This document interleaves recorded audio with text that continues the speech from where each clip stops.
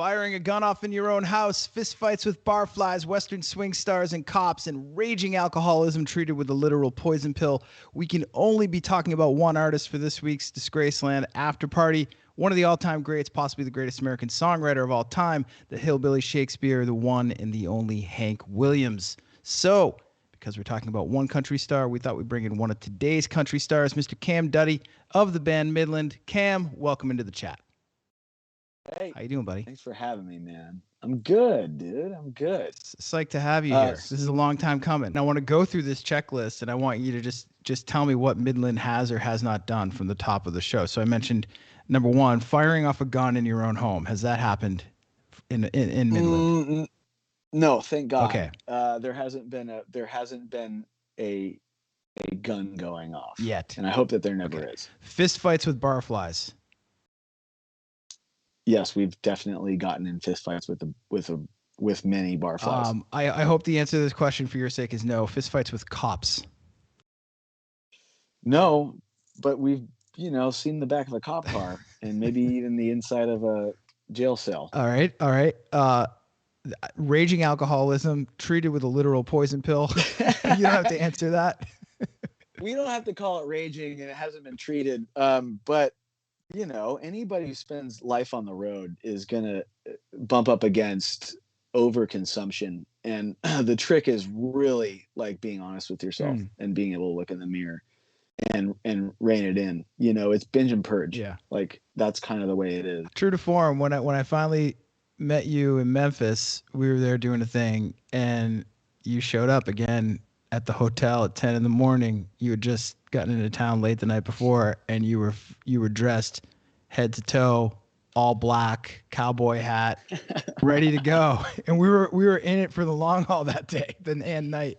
That's true to form. I love that. That's like that's what Hank Williams would do. That's the classic. Like you're in fucking show business when you dress like that constantly. That's what real rock stars do. Like when you see the Beatles showing up at Abbey Road and those iconic shots, like running up the stairs, they're dressed to the nines. You know what I mean? How did you land at that, that point where you're at now, where you're just like, fuck it, man, we're rock stars and we're going to embrace this?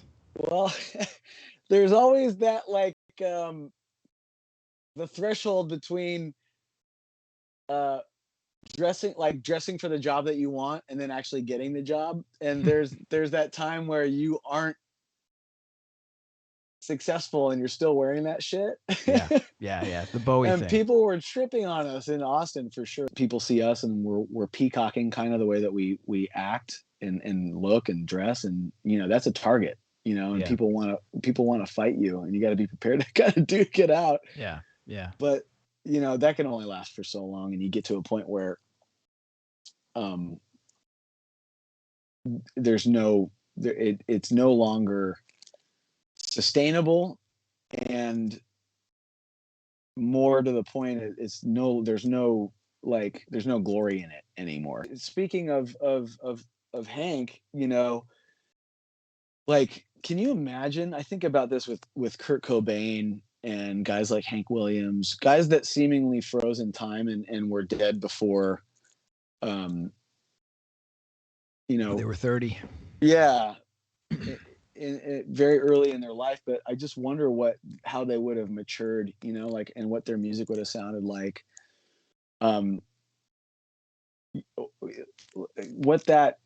What that does to somebody's legacy when they die that early is pretty interesting. It cements them. It cements them, and it cuts you off. I was reading yesterday about Robert Johnson, and I read this thing where he was in Harlem, and he was at the I want to say the Apollo, but I'm not sure if it was the Apollo. And some guy had an electric guitar and was like, here, man, check this thing out. It's like the latest in technology.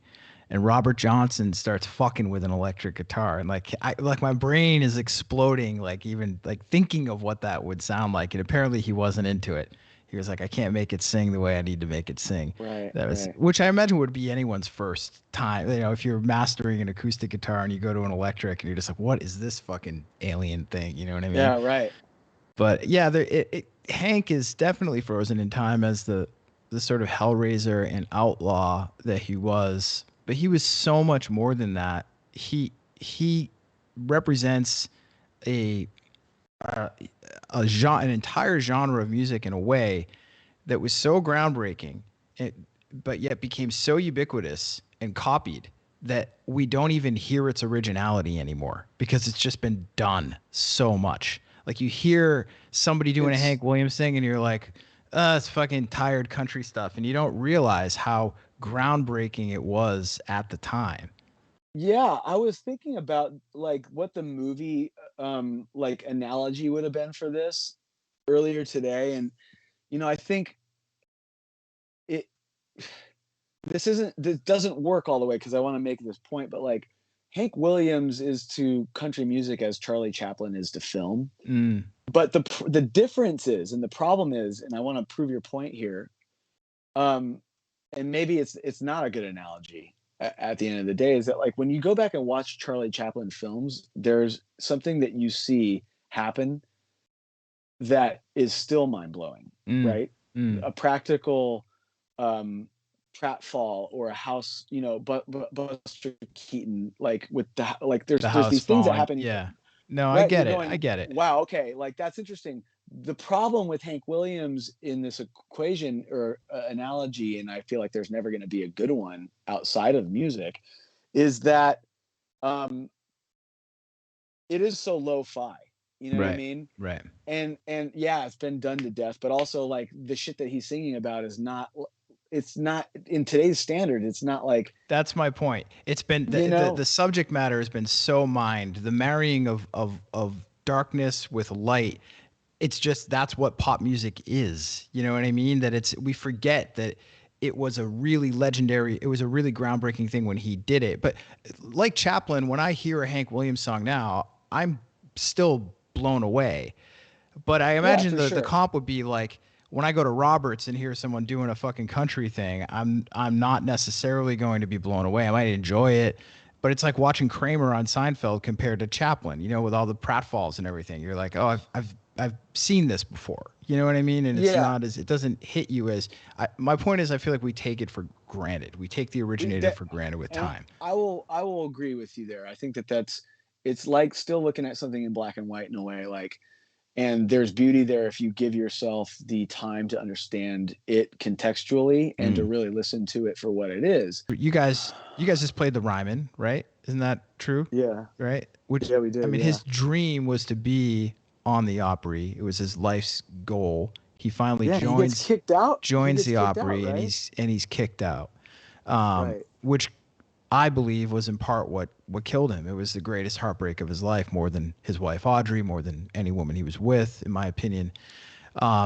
You guys just played the Ryman. I've been there before. I've never played there. What's it like playing in that venue? Can you feel the ghosts? Yeah, for sure. Yeah. Oh yeah, for sure. There's stained glass, in the Mm. back when the sun's coming through there and you're sound checking earlier in the day, and like the pews, and yeah, there's ghosts there. It feels like it. And I'm somebody who's very practical and pragmatic and chooses to ignore that kind of thing most of the time. But there's a way when you're there, or you're at Shreveport at the Louisiana, where they used to do the Louisiana Hayride, um, where you feel like you're in hallowed ground and there's Mm. ghosts. You know what I mean? Like Right. there's like legitimate. They haven't changed a whole lot of stuff, and um, there's a reverence there, and you just want to bring an authenticity to the music that you're playing in that 2 hour slot, to honor all those people. But we do have a reverence for all these guys that like came before us and really laid the groundwork. Uh,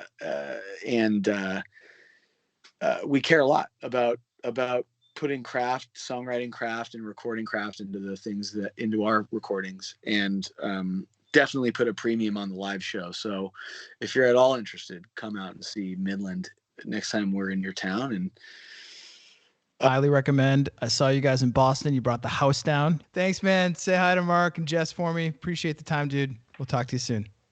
I will, man. Thanks, Jake.